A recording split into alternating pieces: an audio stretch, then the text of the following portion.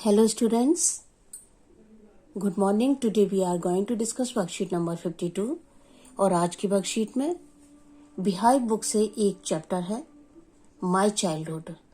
उसका एक एक्सट्रैक्ट यहाँ पर दिया हुआ है, उसको हम लोग रीड करेंगे और उसके बाद कुछ क्वेश्चंस हैं तो उनको भी करेंगे। माय चाइल्डहुड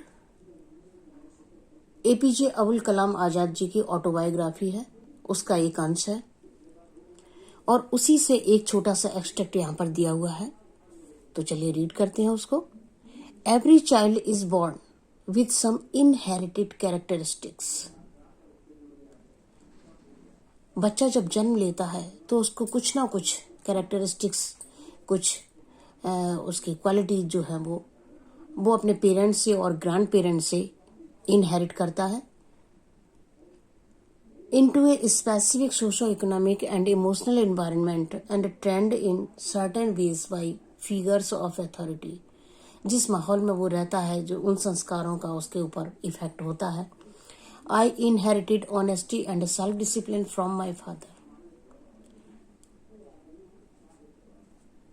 वो कहते हैं कि मुझे ऑनेस्टी और सेल्फ डिसिप्लिन अपने फादर से विरासत में मिला था। From my mother I inherited faith in goodness, और अपनी माँ से मुझे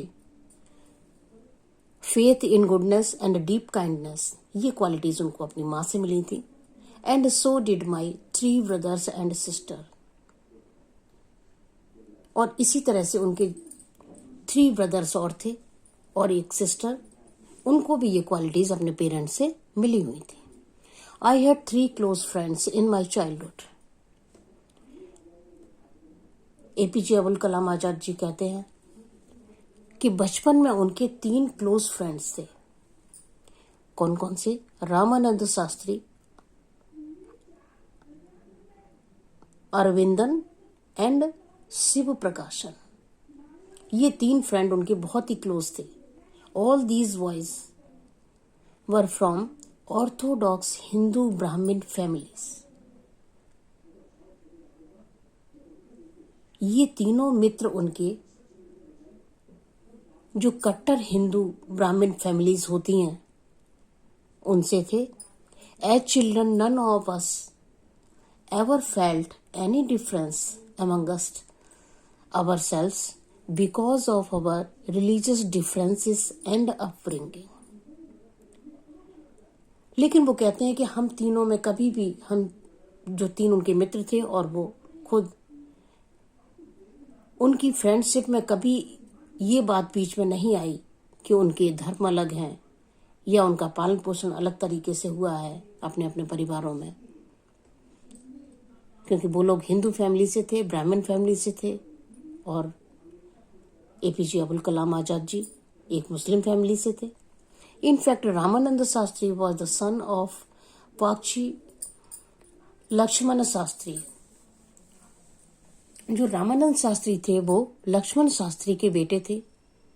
लक्ष्मण शास्त्री रामेश्वरम मंदिर में एक बड़े प्रीस्ट थे।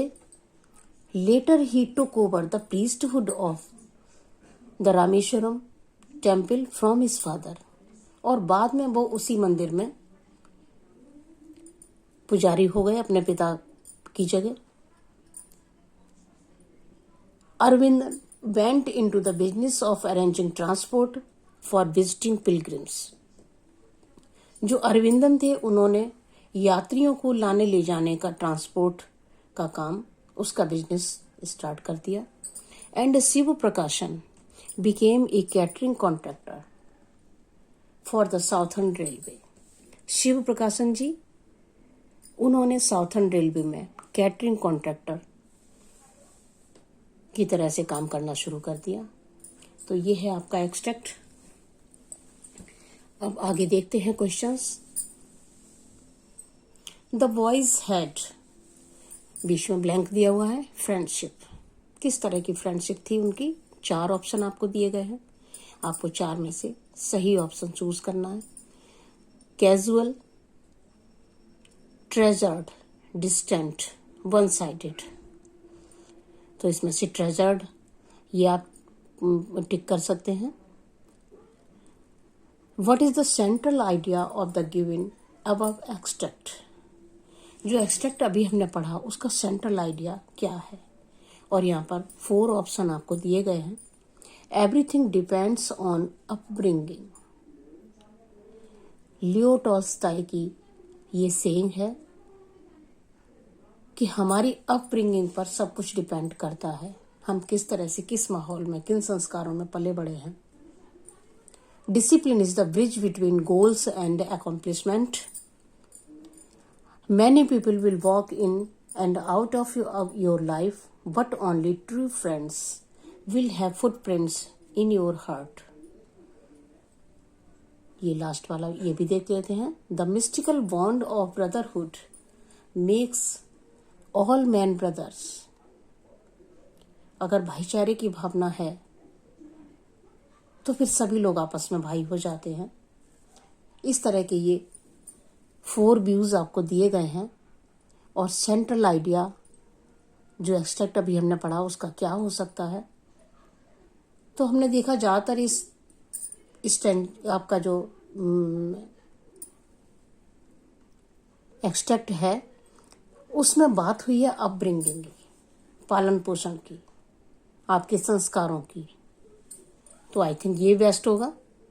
Everything depends on upbringing. पूरे एक्सट्रैक्ट में अपब्रिंगिंग आपकी किस तरह की है, पालन पोषण किस तरह का है, किस तरह के संस्कार आपको पेरेंट्स से मिले हैं, उसी पर बात हुई है। तो इसी को टिक कर लेते हैं। एवरीथिंग डिपेंड्स ऑन अपब्रिंगिंग, ये आपका इस एक्सट्रैक्ट का सेंट्रल आइडिया है। आगे देखते हैं। तो आपका ऑप्शन 1 ये ए हो गया। The extract uses the phrase figures of authority. Which of the following expression is incorrect with respect of the word figure? Figures of authority में फिगर का क्या मतलब है, किस सेंस में वो यूज हुआ है? आपको यहाँ पर 4 वर्ड्स दिए गए हैं और इन चारों में से इनकरेक्ट कोई एक है। Which of the following expression is incorrect with respect to the word figure? तो जिस सेंस में फिगर्स ऑफ अथॉरिटी में फिगर यूज हुआ है वो आप देखिए, sign, shape, misinterpret, numbers. तो आई थिंक नंबर जो है वो बिल्कुल मैच नहीं करता जिस सेंस में यहाँ पर फिगर्स ये वर्ड यूज हुआ है, उस सेंस में ये बिल्कुल अनरेलिवेंट है। तो इसी को टिक कर लेते हैं। अगला देखते हैं। Choose the option that lists the set of statement that are true according to the given extract। अब ये जो सेंटेंस दिए गए हैं इनमें से ट्रू सेंटेंस कौन कौन से हैं वो हमें देखना है। और नीचे देखिए ऑप्शन आपको किस तरह से दिए गए हैं।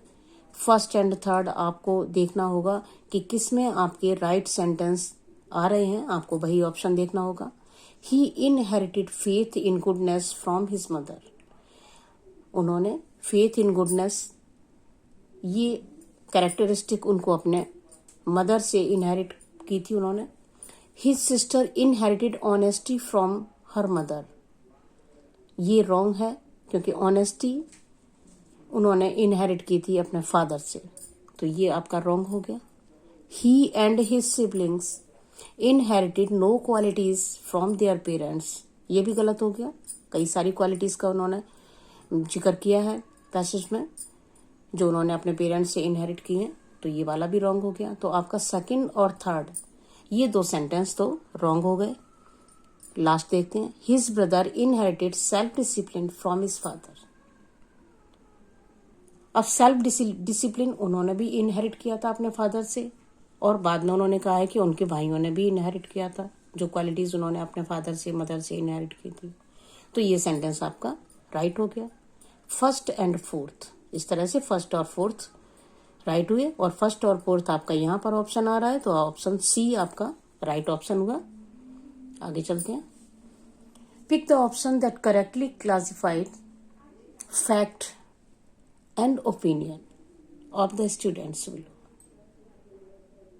इसमें देखिए फैक्ट दिए गए हैं कुछ और opinion of the student, students की ओपिनियन क्या है। The children could have chosen some different professions, isn't it? The children never felt they were different from each other. I think it was a well-knit social bond which made the difference. Well, this is the reason India has unity in diversity.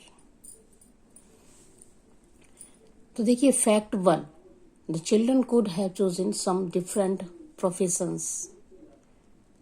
बच्चे कुछ और भी profession चुन सकते थे। I think it was a well-knit social bond which made the difference. तो ये हो गया आपका फैक्ट और ये हो गया रीजन। बच्चे चुन सकते थे कोई और प्रोफेशन, लेकिन उन्होंने नहीं चुना। ज्यादातर बच्चों ने अपने फैमिली, उनके जो प्रोफेशन थे, उन्हीं को फॉलो किया।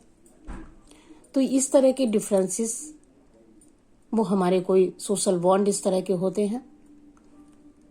तो आपका ये हो गया फैक्ट और ये हो गया ओपिनियन। दूसरा देखिए fact, the children never felt they were different from each other. ये एक फैक्ट हो गया कि उनमें कभी भी कोई भी भेदभाव नहीं हुआ। Well, this is the reason India has unity and diversity, unity in diversity. इसी वजह से भारत में आपको इतनी विभिन्नताओं के बीच में भी यूनिटी दिखाई देती है, क्योंकि कहीं ना कहीं ये यूनिटी हम लोगों के अंदर है।